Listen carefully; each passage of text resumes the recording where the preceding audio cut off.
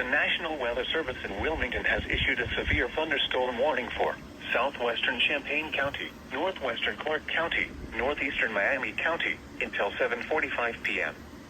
At 7:04 p.m., a severe thunderstorm was located near St. Paris, moving southeast at 20 miles an hour.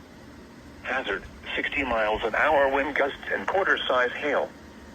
Source, radar indicated. Impact, minor hail damage to vehicles is possible. Expect wind damage to trees and power lines. Locations impacted include Springfield, Urbana, New Carlisle, St. Paris, Christiansburg, Northampton, Fletcher, Tremont City, Casstown, Thackeray, Westville, Haven View, Millerstown, Cary Hut, Lawrenceville, Dialton, and Buck Creek State Park.